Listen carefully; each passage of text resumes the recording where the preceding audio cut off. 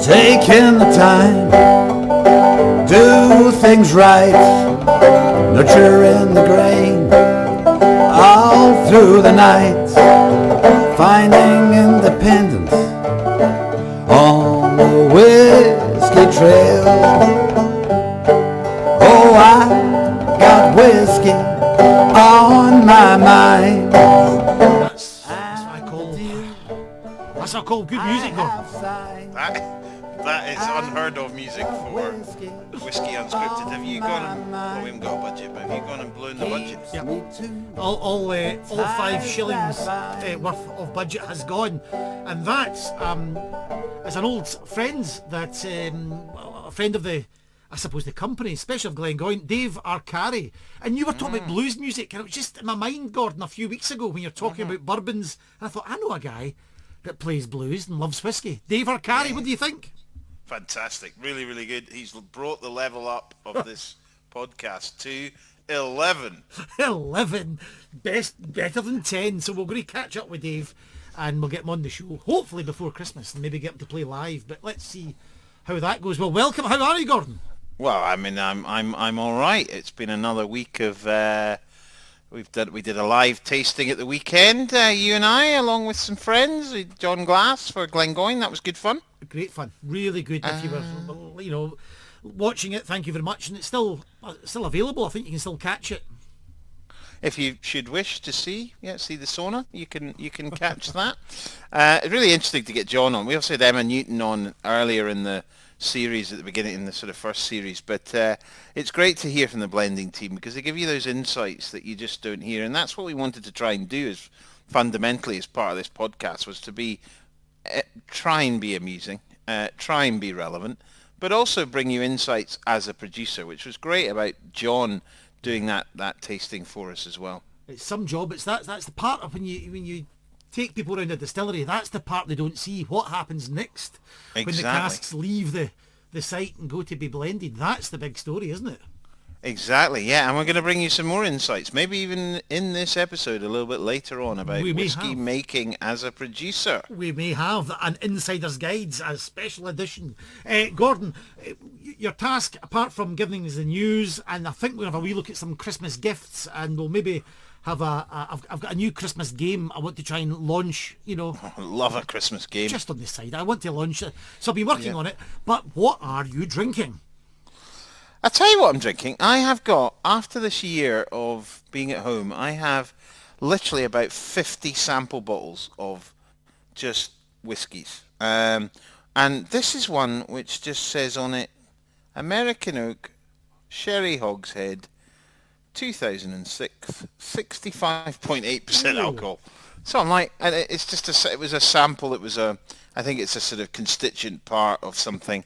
Anyway, I'm just drinking that. It's absolutely fabulous. I have added a bit of water at 65.8, but beautiful. I was having a conversation with somebody, and they were just saying, could we have a little more in-depth conversation about the oak and the American and the European oak, but maybe leave that for the new year, Gordon.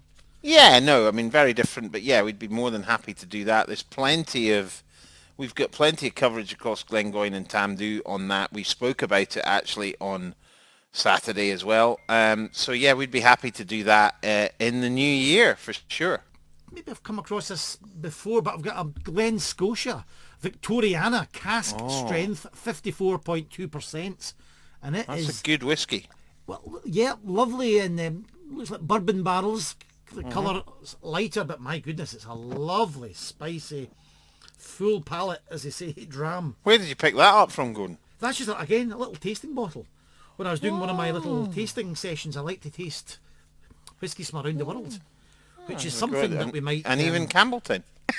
Everybody talks about Springbank, of course, but Glen Scotia's there doing its thing, for sure. Yeah.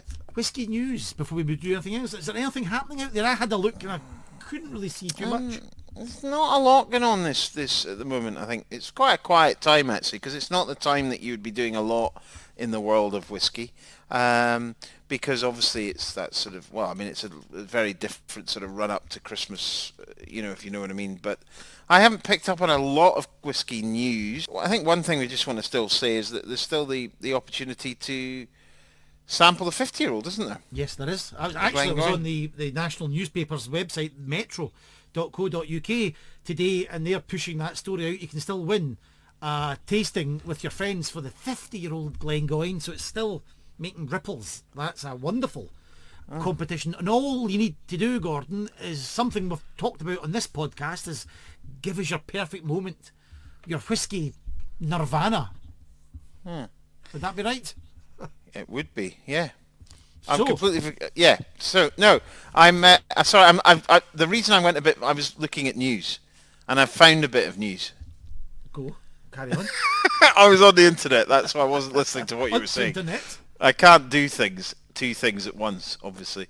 And it was just this bloke who bought a bottle of whiskey for 80 quid. In 1983, bought a 50-year-old Macallan for £80. And sold it for £57,500. That's everyone's dream, that Cindy old whiskey. That's amazing, Isn't it? And he said he bought it to open it up when he was 80, and funnily enough, he's changed his mind because it's worth Isn't that- £57,000. Funnily enough, he's managed to sprint down to the auction house. Funny how it's good for your joints as whiskey. Gordon, I've got a couple of things I'd like to do right now. I'd like to get the A to Z's done. We've got one more episode to go. I'd like to just get them done. We're at the letter S. I'd like to see it out, and because we might do a Christmas special and we'll never have time to do the A to Z's. That's what I want to do. I also would love to try and just do everybody's talking about Advent calendars. I want to try and do a Whisky Advent calendar, and I want to try and launch my whisky game on the world. So take your pick before we go to Lauren Oliver for our Insider's Guide. Let's do the A to Z's first. Okay. Let's get the A to Z's done. We're going to do a quick. We've managed to drag this out for 2 series, and I think we need to finish the A to Z's. I'll hit this button and hit the music.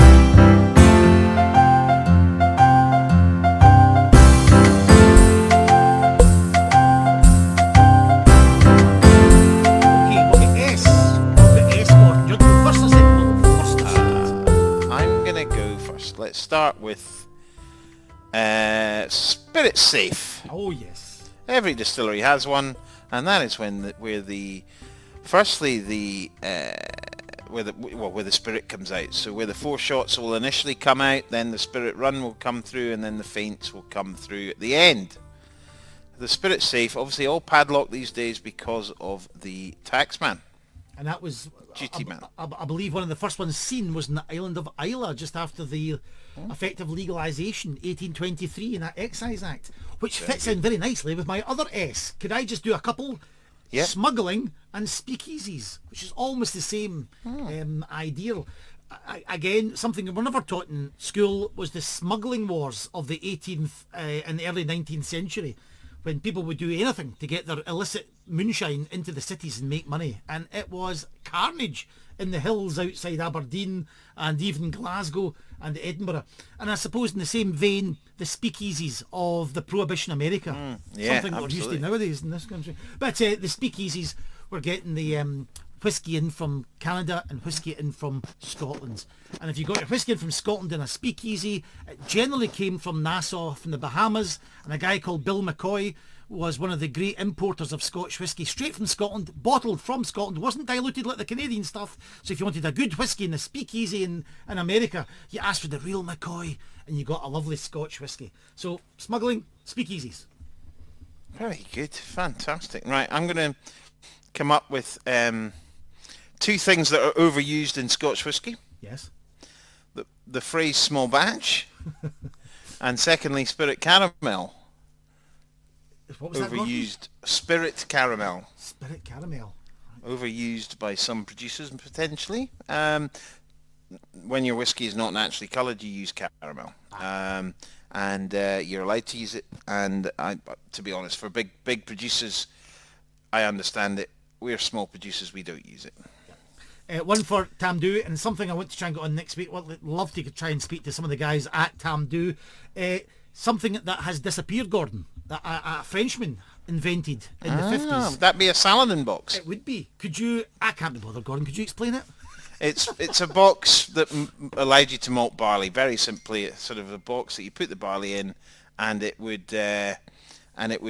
had paddles that, it sort of did everything that you do on a malt floor but it was done in a big sort of box the size of a swimming pool, basically. Yeah, big automation. Is that not about right? That's it's as good as I would have said it. Yeah. I had a Very couple of acronyms, the SMWS and the SWE. God, a couple of societies there, and an experience top of the Royal Mile. Yes, the Scotch Whisky Experience, the Scotch Whisky Association as well, the SWA, and the Single Malt Whisky Society. That's correct. Yep. And I suppose we'll get Slainte. busy. We can throw that in for a quick S for Slainte, Slainte. yep, absolutely. Yep, Stills. yep. And just one from history. I'll give you a Jacob Schweppes. Jacob Schweppes bringing not only tonic to the world of gin but soda to the world of whiskey, and that's really how most people consumed whiskey of a certain type, a certain class would be whiskey and soda in the middle to upper classes. So Mr. Schweppes, very instrumental and part of the whiskey story. Very good, very good. Let's So move that's on to us. tea. Tea, we're on to give a big blast of the music. Boom. Tails. I'll go ahead. Oh, sorry, you're talking. Right. Okay. Tails, the sort of last bit of the distillation, the tail of the distillation. Same as faints. That's one. The other one I'm going to talk about, terroir. Oh. Some Haven't written that one some down. producers believe in the effects of terroir. Yeah. Others don't. It's a very divisive topic. And certain, if you've got Waterford, for example, in Ireland, they're very big into the terroir, as are Bruichladdich to a certain extent. Other distillers think it doesn't exist. So it's a big debate. It would be.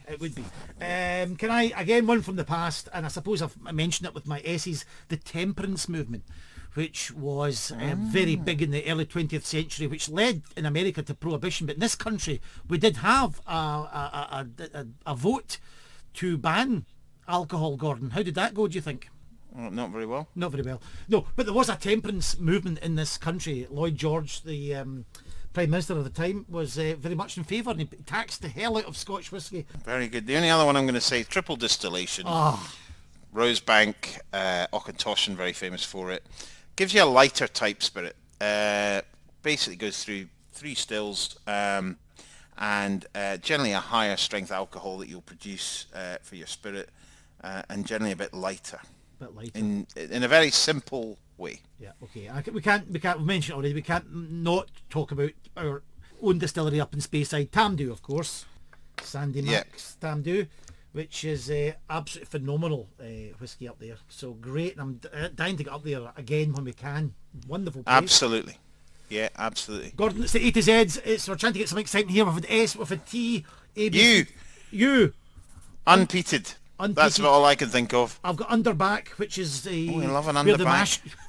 where the mash waters go to the underback before they go through to the fermentation. Oh, Yes. you. Any more going? No, I've got no more U's. Let's go on to V's. I think we're getting to the tail end of it here. A Valinche. Oh, yes. A Valinche, obviously, a large pipette, effectively, to get the spirit out of the cask. And the other one is virgin oak, which is this type of cask which more and more people are using these days. That sort of newly charred cask, generally from America, that would be normally you would go to the bourbon industry, but it's coming straight to Scotland. And probably 15, 20 years ago, people said you couldn't mature in these. Well, you can. So virgin oak is one. What's any predominant flavour? You might have thought you'd get a lot of wood and a lot of.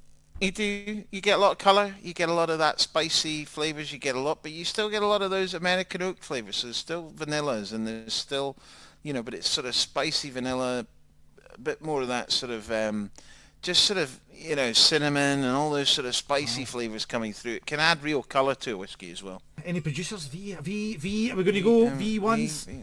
V. Very good whiskey. Very good whiskey. Can't think of any other V's. Let's move on to W's. There's W. quite a lot of W's. I'll go. I've got warts. Have you? I've got, yes. That's why I'm standing up doing the show.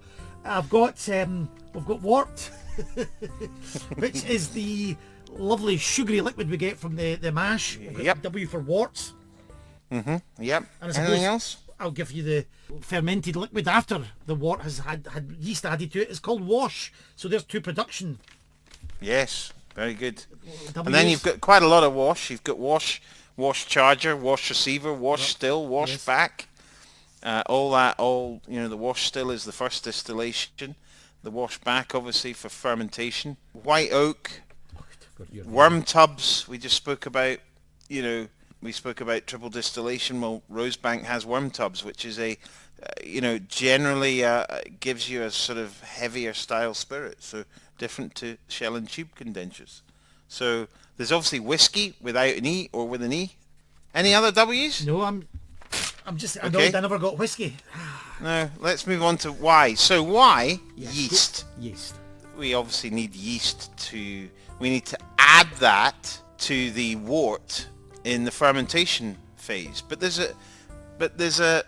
another Y, which I think could be relevant to our insider's guide. Well, just on that yeast, Gordon, would it be fair that water has often got the limelight and barley has always sometimes got the great advertising campaigns of the past, but with yeast, if it was like the Beatles, it's like, Lennon and McCartney are the water and barley.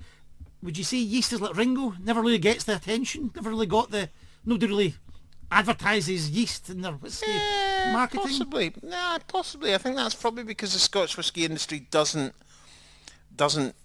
do as much as maybe it could do if we're with yeast. We use fairly standard yeasts across the industry, and if you look at Glenmorangie released a whiskey about a year ago or whenever it was with a specific yeast, and bourbon distillers have specific yeasts which differentiate their style from each bourbon distillery because they can't use all those different casks.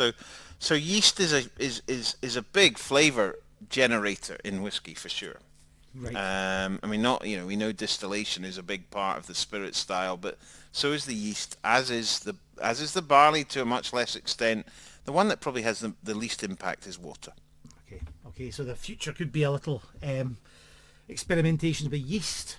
Yeah. Gordon, we're 17 minutes into the show already. We've got so so much to get through. Can we just head into the Insider's Guide? Because I think your next Y was going to. Well, I was going to link it together like we thought it was going to do. Yeah. So yield is obviously important for the amount of effectively litres of pure alcohol that we get per tonne of barley. So Robbie or any distillery manager will be looking for somewhere in the region of 410 litres of pure alcohol per tonne of barley.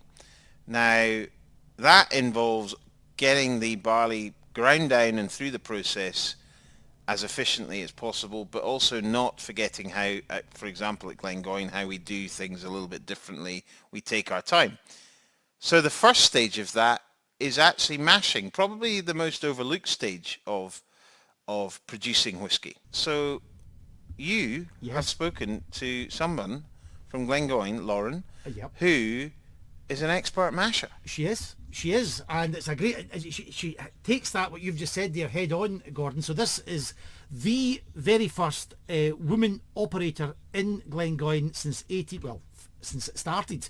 It's a great insider's guide about how she got there and how she had to study doing exams and what she does as a day-to-day basis. So sit back and enjoy the Whisky Unscripted Insider's Guide ... to mashing. And we're recording. And we are joined in the Insider's Guide by Lauren Oliver. Hello, Lauren. Hello. Now, is it fair to say that when it comes to technology, you're almost as bad as I am? Probably worse, to be honest. This has taken a while to get the recording, has it not? Maybe a good hour to start talking to you. But you're not on it for technology. You're on for the expertise of the mash and mashing. Before we get into the Insider's Guide to mashing, Lauren, before you're let loose in the stillhouse or any stillhouse, do you have to sit any exam? What's the processes to get there? Yeah. Well, the first exam is you don't need to be good with technology because we're so old-fashioned at Glengoyne, so that was a bonus for me with able to get the job. You don't actually have to sit an exam to work in the stillhouse, but obviously it is preferred. So I started at Glengoyne as a tour guide. If people have ever come for a tour and seen me on the mash, they might not have realised that. So I started off as a tour guide and absolutely fell in love with it, as I guess most people do when they come to the distillery. They just get engrossed in this magical distilling world. Did you think that would happen? No. Right. No. I'm glad it did. So when I started working there as a tour guide, I had no idea that I would be where I am today. 3 years later, it just naturally progressed.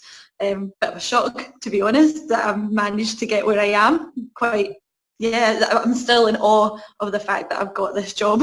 Oh, fantastic. I want to get into that. So just take us through the exam, because I'm interested. What do you study, and what is the course? Yeah, so the course itself is done from the Institute of Brewing and Distilling. So it's actually their own course, which I think is fantastic. And you just download a year's worth of learning material and you actually do it from home. So, it's really good for people like myself who had a full-time job at the time. You can still learn and get all this knowledge from the comfort of your couch, which is good for 2020 as well, I guess, this year, if anyone's thinking of doing it. So you get a huge, massive folder with tiny print in it, and when you first look at it, it's very overwhelming, and you're like, oh my goodness, how on earth is all this going to stay inside my brain? So you do a bit of learning, and then about halfway through the year of learning the course, you head up to Speyside, the heart of it all, and you do a 3-day course with a lecturer, and a whole bunch of people from all over the world actually came to this 3-day intensive course, and it's where you can just speak to a lecturer from the Institute of Brewing and Distilling, ask any questions, get any extra help. I'd like to say it was very tame, but a bunch of whiskey students up in Speyside, it maybe perhaps wasn't the tamest, but it was fun. Yeah. I'm sure our listeners can read between the lines as well, Lauren. Yes. Yes, Some practical could just call it practical work you were doing up there. So that sounds fantastic. So at the end of the year, is there an exam? And if so, what do you remember? Any questions that give you the jitters even now? To be honest, there was probably the whole exam gave me the jitters. So I'm quite a nervous person with sitting exams anyway. So when the exam came, it was in Edinburgh. So I got the train through to Edinburgh, panic reading my notes the whole way into to the station, the taxi. You get there and you all go into this huge big room filled with computers with all the partitions, so no cheating, and to be honest, the whole exam was a complete blur because my hand didn't stop shaking from the minute I went in to the minute the clock ran out and I finished. It was nerve-wracking. And you passed? Exam, and I passed, yeah. So it was nerve-wracking, and just like when you were at school waiting for the results to come in, because it takes a wee while, even though it's on a computer, it gets marked, so you don't get the results straight away. I had to wait a few weeks to get the results in. And when you've got everyone at the distillery and your hopeful future boss, Robbie, going, Lauren, did you pass? It was a nerve-wracking time. Oh, that's brilliant. It just gives I love that, just a real so personal angle in the whole thing there. Yeah. So you've got the job and the mashing, and this is the insider's guide, Lauren. So we've asked us of Jason, asked us of Sandy Mack up in Tamdhu, and also Sean the Cooper. What's a typical day for your job as a mash person? So a typical day for mashing is, obviously we are the very, very start of the process. So basically without mashing, without us, there'd be no whiskey. So basically what we do is we take malted barley that is ground down, and this ground down barley is called grist. And what we do with this grist is we put it into a mash tun, which if anyone hasn't been to the distillery and seen one, it's a gigantic copper pot. That's pretty much what it looks like. So what my typical job is, I have to take this grist, put it into the mash tun at a very specific temperature, And the reason we have to do very specific temperatures is to activate different enzymes within that barley to extract all the different sugars. So there's lots of different enzymes within that barley, as I say, that react at different temperatures. So we add 3 different lots of water to this ground grist. At Glengoyne, we do 63.5 degrees. We then do 78 degrees, and then we finally do 90 degrees. Some people that come to the distillery always ask me, oh, well, why don't you just start with the hottest temperature? But as I've just said, if I was to do that, I would burn out or disable the enzymes that work at the lower temperature. So that's why we have to do everything nice and slowly, and we have to build it up slowly with the different temperatures to get that maximum sugar extraction. And when you say you introduce the grist into the mash tun and you introduce the water, you physically are. Because if you've seen pictures of Glengoyne, you're turning old-fashioned wheels and explain that big hammer you've got. Yeah, so everything at Glengoyne, as Jason had said in a previous episode, is all done by hand. So when I'm adding in this water and grist, the grist comes down into a large container called a hopper, and it's got a little manual slide that I turn a handle on to basically pull the slide back, and that allows the grist to start slowly dropping into a big paddle called the mashing machine. I then open another valve to my left-hand side, which will then gradually add in hot sparge water, which I can explain in a minute, and that will then come in and meet the grist in this big paddle, and it pours into the mash tun like sloppy porridge, and it smells delicious. The smell is one of the best parts of the job. The balance is obviously, anyone who even knows running a bath or anything, it's hard to maintain a consistent temperature. So as a mash person, we're doing a complete balancing act between the thickness of the grist, bit of cold water, bit of hot sparge, and every single one of these valves is turned by hand, so that for the whole hour it takes me to get that 4 tons of grist into the mash tun. I'm doing tiny little tweaks by hand to make sure that I get 63.5 degrees temperature for the full hour. So you can't get distracted or look away. You know, you really have to concentrate. If I don't get that right, it doesn't matter what happens over on the stills, because if I don't get the sugar out of that barley, the stillman can only distill what I get out of the grist. As one of my colleagues puts it, which I think is fantastic, if you don't get the basis of a cake right, all the icing in the world isn't going to make it taste good. And basically the mash is the base of the cake. Brilliant. If you don't get it right. And the hammer. What all and the hammer. And the big hammer is, because everything's so old-fashioned, the grist can get stuck in this big hopper tank. So I have this massive wooden mallet that I like to scare people with, you know, I run around, I'm in a bad mood, and I basically whack this huge big metal tank with a big wooden mallet. It's very primal. If anyone's been on a tour as I've been whacking it, they usually jump out their skin because it's pretty loud as well as I'm bashing this big tank. But it's literally just to get any bits of grist that are stuck in this hopper down into the slide so that I can get every ounce of grist into that mash tun. So it does have a purpose. When you're doing this, Lauren, you must sometimes think, because we're doing it by hand, you must think of your place in history a little bit, because really I wouldn't think much has changed. Do you ever think about who's filled the shoes, and really you're just doing something that's been passed down from generation? Yeah, I actually think about that almost every day when I go into work. You know, I'm like, my goodness, I'm doing something that people have done for 100 years before me, and to be part of something like that is incredible. I absolutely love it.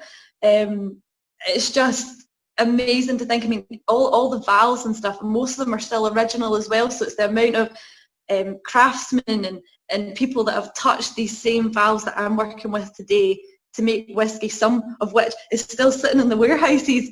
You know, a guy that worked in my job 50 years ago is still got stuff that's been drank today, and that's just incredible to be part of an industry like that. I know. In 50 years' time, you know, the mash that you've created, somebody somewhere on a space station round about Venus will be thinking, I wonder who the mash person was. Anyway, so you've got you've got the sugary water. We call it wort that goes through to fermentation. You've got a second job. Yep. So that's the first half of my job is mashing, and the second part of my job, as you just said, is fermentation. So it's in a separate room called the tun room, and we at Glengoyne have 6 huge big wooden vessels called washbacks, and they look like gigantic casks if anyone hasn't seen one. And what I do is I take this sugary water, which you said called wort, from the mashing, and I cool it down through a heat exchanger powered by just cold water from the reservoir, and I cool it down to 18 degrees Celsius, again very specific. You can even be half a degree out, because then when I add this cooled wort to the washback, I add yeast, and the yeast is very temperamental and it likes a specific temperature to work best. The yeast then eats away at all the sugars in that wort and converts it into alcohol and carbon dioxide. The final product after 56 hours is a wash, and it's basically like a beer called wash, and it's roughly around 8% alcohol. Yep. Just on that point, when you say you add the yeast, again, physically, how do you add the yeast, which I love this part of the process? Yeah, so it's my workout for the day, like being at the gym. So we have a huge big walk-in fridge, which stores 20 kilogram bags of yeast, and we add 60 kilograms per washback. So I literally need to walk outside in the rain, hail, sleet, snow to this huge outdoor fridge, shove a 20 kilogram bag on my shoulder, hump it back up the stairs and slice it open and pour in this yeast by hand. Yep. So it's hard work. That's fantastic. Go girls, go girls. That's fantastic. Yes. I've got 2 daughters as well, Lauren, and I'm always saying to them, never be put off. This is not a man's world, it's a people's world, you know, and you're out there, bags on the shoulder, just doing it the way it's been done for generations. Fantastic. Great. As you say, a very simple beer. Yeah, a very simple beer, quite fruity. You know, it's got a lovely fruity aroma to it, and it sort of looks like cloudy apple juice in colour as well. If people haven't seen it, that's what the wash looks like. It's a sort of yellowy, cloudy colour of a fruity beer. And how do you know it's ready? I've seen you dipping things into the yes, so just give us a quick chat about gravities, please. Yeah, so we take two measurements in the tun room. The first one is called the original gravity, and once I have filled the wash back, which takes 5.5 hours, you're very right, all done by hand. I've got a metal jug on the end of a piece of string that I throw in. I like to splash it on my face, you know, get a wee taste. Take a sample, and we've got hydrometers that we use, and the original gravity is basically telling us how good a sugar conversion I got from the mash before I start fermentation. So that will give me an indication as to how good a beer I'm going to be able to make from the mash that I've just completed. So it changes throughout the year very slightly. You know, if we've had a very good year for crops, I'm going to get obviously a lot more sugar out of it. If it's not been quite a good year for crops, I'm going to get slightly less, but we're just looking for consistency. So as long as every single mash is of the same consistency, that's when Robbie's happy. That's all we're looking for. And then after 56 hours, I will take a final gravity, and basically all that is then telling me is how good a fermentation reaction that I got. And again, we're just looking for consistency, and sometimes the better the crop, the more fermentation has worked well, and then obviously if we've maybe not had such a good crop, but it's still all delicious. It's just different and unique. and that's what makes handcrafted products so good. It's fantastic. It is. It's really literally handcraft, from turning the valves to letting the water in, to banging the grist hopper with the big mallet, to dropping in the gravity meter hydrometers into it. It's amazing. All and your bags on your shoulder. It really is. Yep. Nothing. And even the outside weather as well, because we're using water to cool down, you know, the water and heat exchangers.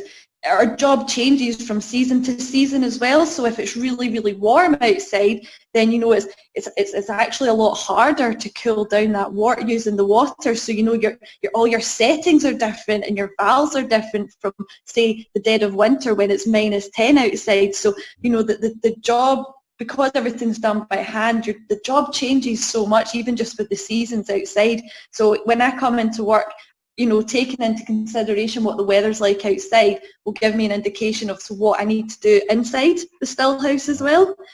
A lot of people maybe don't know that. No, that's fantastic. I didn't know that myself. That's absolutely marvellous. So would you recommend Insider's Guide to this time mashing? I think I know the answer, but you recommend a job in the whisky industry and doing the mash? Oh, I would recommend it to everyone to get a job in the mash. It's quite a lot of pressure, so if you're quite good at handling the pressure, because as I say, if I get it wrong, then the stills won't get it right and the warehousing won't get it right. So you know, there's a lot of pressure on the mashmen. There once was a time when the mash people got paid a bit more money than everyone else, but unfortunately that's not the case anymore. Take that to Robbie right now. And my final question, you've just mentioned it there, my final question to you, I think I asked Jason this as well with the Insider's Guides. You've trained with the best, did the exams, you're all ready to go. What was your first night alone when it's the responsibilities on your shoulders? Do you remember that time?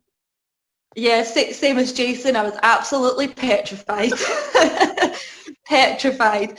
When you finished all your training, you're full of confidence, excitement. You're like, yes, I've got this. But then, as you say, your first night on your own, no one just standing by watching over your shoulder to make sure you get it right. There was a lot of pressure and I was very nervous. I went home and I think I was still shaking after my first shift, more from excitement as well. It was nerves and excitement. But yeah, just that constant being on edge, making sure that everything was perfect. You know, you don't want to get fired before you even get started. I know, by but messing you're making something up. a huge success of it, and it's just lovely to know that the whisky industry is in the hands of a younger generation, and in your case as well, the female part of that generation as well. So it's a real positive message. And my final question is, if you had to recommend a Glengoyne to Whisky Unscripted listeners, what one would you recommend for a little dram to toast the masher and the mashing? Oh, well, I don't know if it's because I'm a girl with expensive taste as well, but the 21 has always been my favourite, especially this time of year, because it is just like Christmas in a glass. You know, it's full of rich sweetness, and most women that I talk to tend to quite like the 21, so I don't know if it's just a female thing that we love the richness of it, but it's definitely my favourite, and I can't wait to stop for Christmas and crack open a bottle and get into the holidays. Fantastic. The close season round, you get about 3-4 weeks off, don't you? Yeah. So we've got just over 2 weeks off for Christmas this year, which will be lovely. But then I can't wait to get back to it. The one best thing about starting back up is that's when I get all the smells again, like anything. When I'm in that still house every day, I can smell things, but they're not as strong. And I absolutely love it when we start back up after a silent season, because I experience what people who would come for a tour experience when they smell it, because you know, I'm not used to it. And that's one of the best things as well about working there, when you start back up again, just getting that real rich smell of the mash and the stills and the beer. Oh, it's fantastic. Oh, that's a brilliant way to finish it there, Lauren. I'm almost salivating. Talking about 21 and then all the noise, and nothing quite like a still house in production. No. Lauren Oliver, our mash girl, mash woman, mash person. Yeah. Mash lass. Oh, I love that. Okay, Lauren Oliver, the mash lass. Thank you very much. Thank you. Oh, so that was Lauren Gordon. What I love there, when, about asking her, does she think about who's been before? I think that must be the same in lots of distilleries. You must think about the people that have done the job before. Not just one generation before you, but others, and how you're carrying on that tradition. It's quite a bit of pressure there. Not just for Lauren, but for, I'd imagine, anyone on a new job at these traditional distilleries. For sure, and I also think that you forget that if you get it wrong at that stage, you get mashing not right, or you get the grind wrong for starters. But you get it wrong at the beginning, it only gets worse throughout the whole process. And Yep.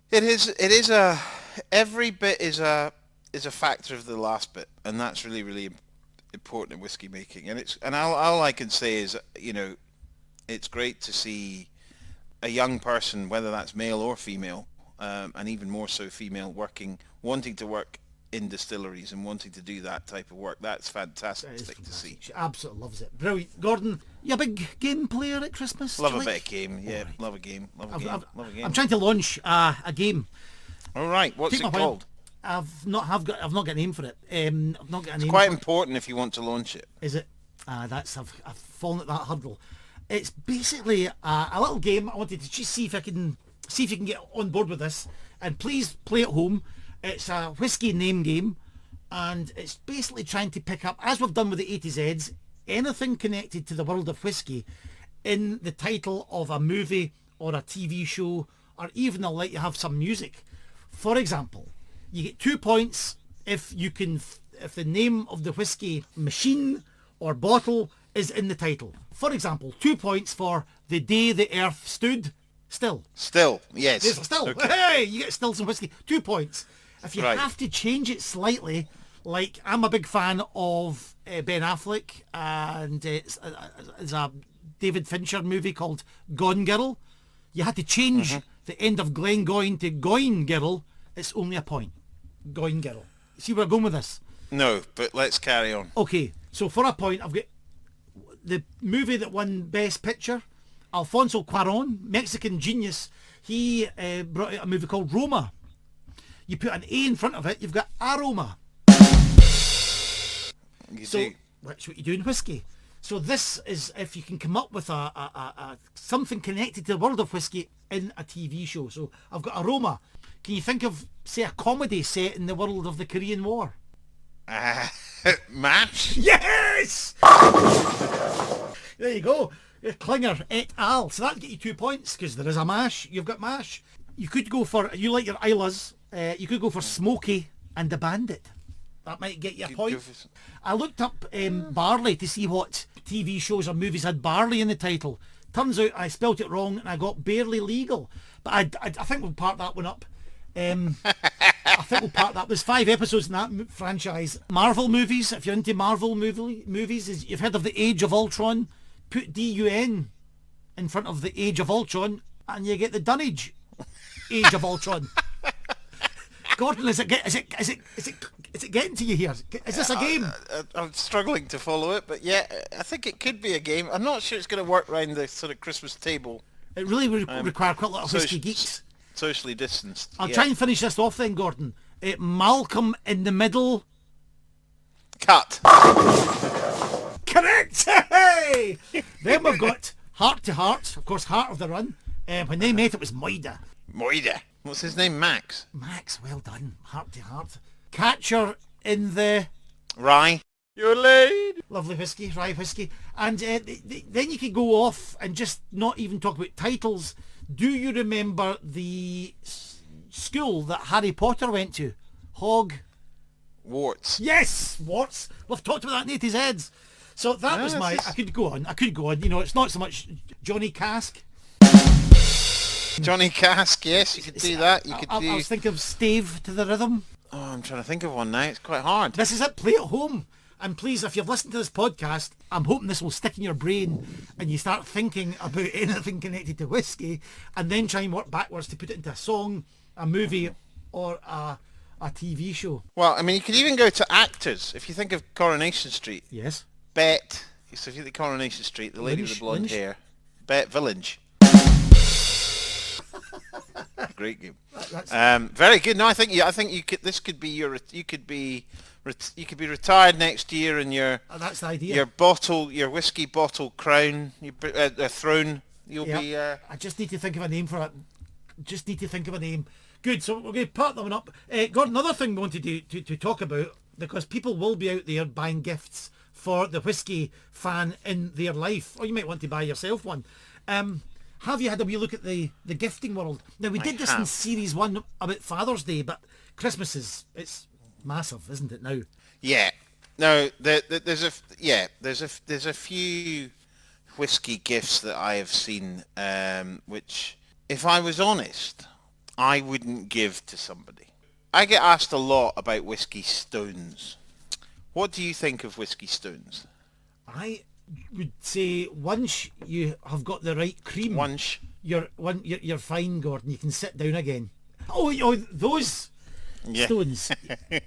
Yeah, I have seen them. I've never used them. It doesn't appeal to me, I have to say. Right. No, I think they'll bash against your teeth. It's not they don't look great, so I'm not a big fan of. I personally wouldn't buy whiskey stones for somebody.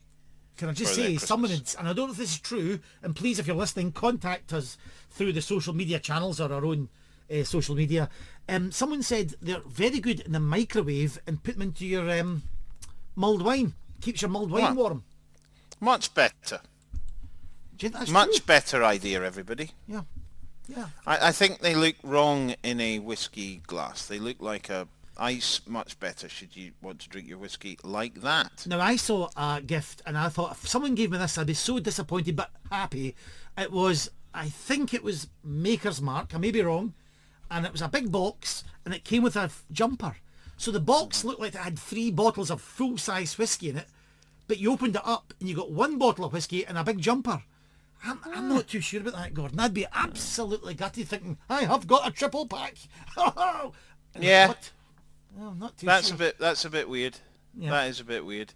Not as weird as single malt infused toothpicks. I have never heard of that. Why on earth would you do that? Why would you produce toothpicks that would have single malt infused in them when you could, if you really wanted to do that, buy toothpicks and dip it in your single malt? Yeah, that's a great idea. If that's what you really wanted. See, this is the world of accessories. People... It's worked with 35. Yeah. It's worked with computers and phones. There's a whole industry built around accessorising them and getting headphones, and so they're just taking that forensic look at the world of whiskey and think, what can we accessorise it with? Now, glasses, I can understand. You need a glass, and I have seen, quite disturbingly, different colours of glasses. Have you seen the blacks and the green? I don't understand having a black glass. Yeah, I think there's quite a lot of weird whiskey gifts. I mean, the other one that I was thinking is quite weird is there's you can get a whiskey rocket decanter, which is $148. Serve whiskey from something rad and retro, like this 24 karat gold porcelain decanter. I'm like, really? It's a whiskey. It's got whiskey written down the side of it. I'm not sure that's my particular style. The other thing that I have found, which I think is the only way to describe it is a very odd thing, is the minute cocktail sugar cubes. I'm going to explain what these are. They're little sugar cubes, and you're like, okay, so they're sugar cubes. Stick one of these sugar cubes in a glass of whiskey, wait a minute, and then sip on a pre-made Manhattan or old-fashioned. And I'm like, really? Why on earth would you add, firstly, why would you add sugar?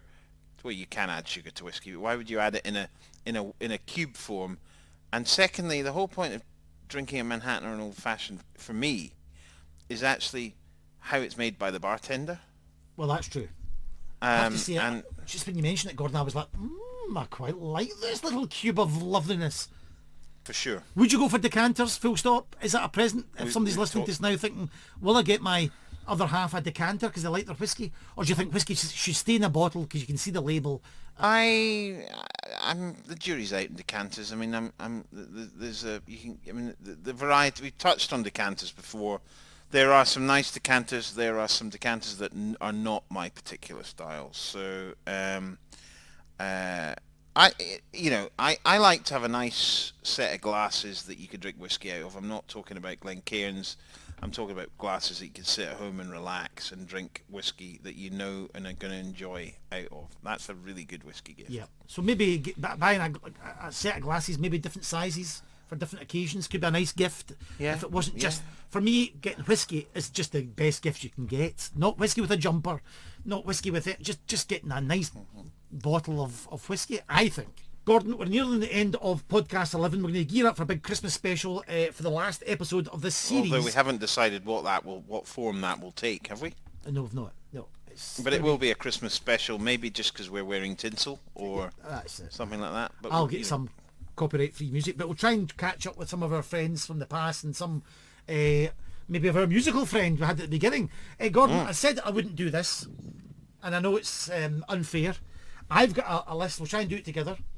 Everyone's talking about Advent this, Advent that. I was listening to the radio, and there's 24 different artists, and a voice comes on and says, "Behind door 1." If you had an Advent calendar, would you put which whiskey behind which door? It's not in the order of preference, but do you think that's possible? Just to finish off Yes. episode 11, 24 whiskies. We haven't worked this one out. And I'll just start off, if that's okay. An American. Did you mention about the bourbon? It's called Bullet. Yeah, Bullet's nice bourbon. Yeah, Right, absolutely. Yeah. I don't mention. I thought you said that was a rye whiskey. I wasn't too sure. Couldn't remember. They do a rye as well, Right. but they do a bourbon as well. Yeah, they Just probably as do we one or started with two Dave, other are carrying my minds into the States. So that'll be number 1. Okay, so number 1, my number 1, which should be number 2. Yeah. I I'm right. think I'd like to put in a fairly new whiskey because we're at the start of Advent. I'd like to put in the Ardnamurchan release. I got a little sample of that sensational whiskey. So the first Ardnamurchan single malt that they brought out about 2 months ago. Pop that in there. Beautiful. See, that's 46% alcohol and 5-6 years old. Lovely drop. That's a great idea. If you're doing an Advent calendar, do it by age, and that's, you see, you're ahead of me there. That Ardnamurchan, wonderful. Going to Ireland now. One of our great episodes about Irish whiskey, and that Redbreast was mentioned a few times. That's Simon Robin Lovely Redbreast, very festive. Yes, the door would have a little robin on it. So Irish whiskey, Redbreast, number 3. Number 4. Nice. I would go for a festive but great in terms of its sort of its style and its quality for its age is a Tamdhu 12. Oh yes, Tamdhu 12, it's just beginning to look a lot like, and it's got that rich sherry cask, that unique style from full maturation. So Tamdhu 12 would be my second whiskey. Paul John, which I think you mentioned in a previous podcast, saying that some of your contacts were experiencing across there 17% angel share. God, you remember everything I say. Yes, it can be as much as that. So Yeah, Paul John absolutely. Indian single malt whiskey. Wow. I'm going to go for another.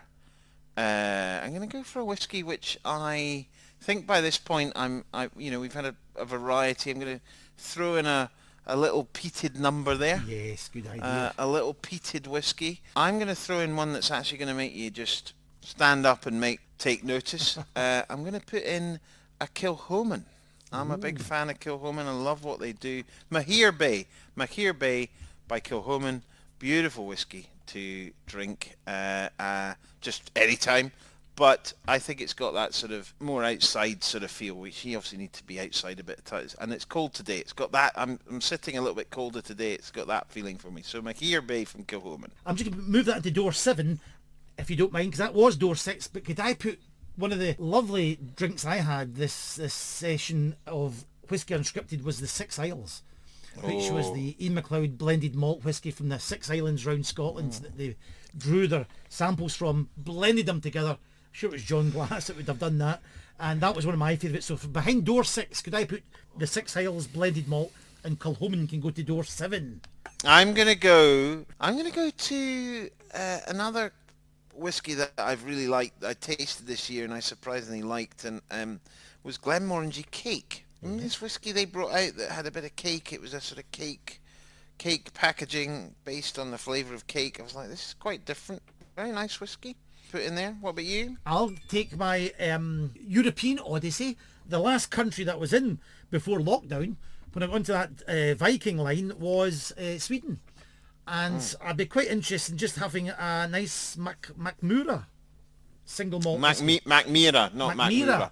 You say Macmira, I say Macmura. See, the Christmas singing started already, Gordon. Macmira whiskey, which I've tried a couple of times, especially when I was out there. So it's quite nice. That'd be behind door number 8. That's a fabulous choice.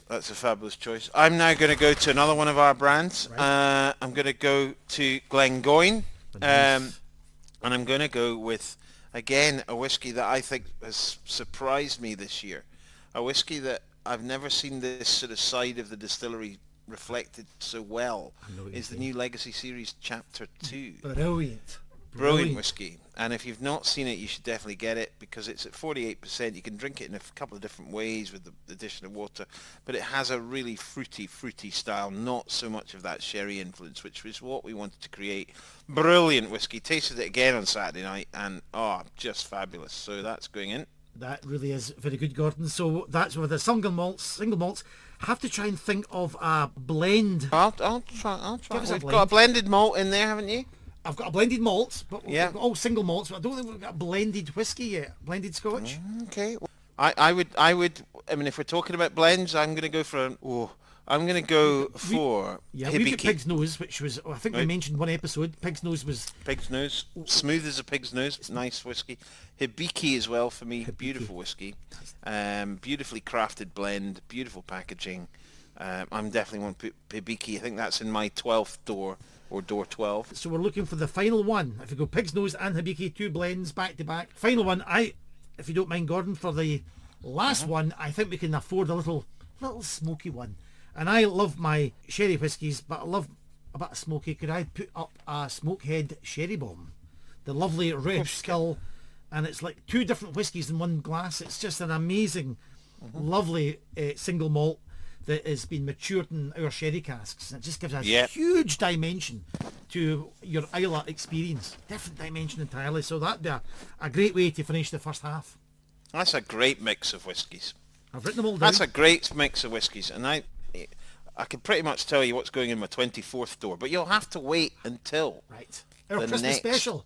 episode. I mean, there is a cliffhanger if you never ever, had an excuse to come back and listen to Whiskey Unscripted after listening to an episode. There it is. You want to find out what's in the door 24. Great. Gordon, all I have to say is, I know you're very busy. What's lined up for the next couple of weeks over Christmas? I've got more. I've been doing. I'll tell you what I did this morning. I did a live tasting into Shanghai, China this morning. They don't do Teams. They don't do Zoom. They have their own software. So I've had to download some Chinese software onto my computer, which is at the IT department absolutely Don't go there. apoplectic.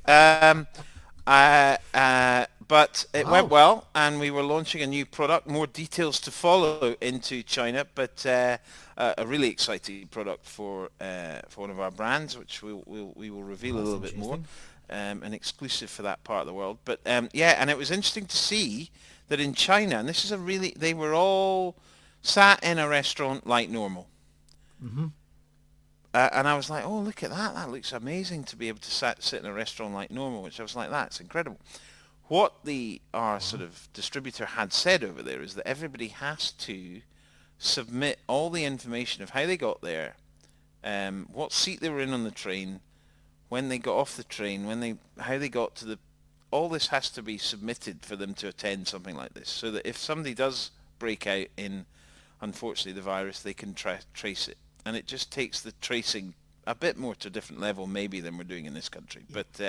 But if it means you can all sit together in a restaurant. yeah, well, absolutely. So there was 35 people who had the misfortune to see me on a big screen talk about whiskey. So yeah, that was quite interesting. And that was good. So yeah, we've got a few more of them. We've got a few more tastings coming up as well. I think for any of our American friends, because that's the second group of people listening to the Whiskey Unscripted, will be dropping into America on the 10th of December. Yes, Gordon. Yes, we shall. That'll be good. That's right. And that's really just bring along a Glengoyne and have a bit of chat with us. That's exciting. When are you finishing up for Christmas? Yeah, I think, Gordon, around about Christmas Eve. The sauna turns into an elf workshop, so I've got quite a lot of work to do before midnight on Christmas Eve. Making right, okay. Making all the gifts. So yes. Yeah, I could look forward to it. Fantastic. So we've got one episode to go before the end of Christmas, or before Christmas, sorry. And we want if anybody wants to get in touch, they can. Please do. Yes. I don't know. I think we've had about 3 emails through the whole thing. But I'd love to give some shouts out and some comments what you're drinking. We'd like to do a wee food. I'd like to do a wee food thing next week as well about pairing whiskies and food at Christmas I could get and New some. Year. I might buy some M&S party food and sit here and pair some whiskey and food. That's a great idea. And I think we should just finish off, if we get permission, Mr. Dave Arcari, wonderful blues musician who absolutely loves his whiskey. Let's play out with some Mr. Arcari. Gordon Dundas, thank you very much. Bye-bye. Grab the In banjo. good company, doing it this way since 1833, staying ahead on the whiskey trail. Oh, staying ahead on the whiskey trail.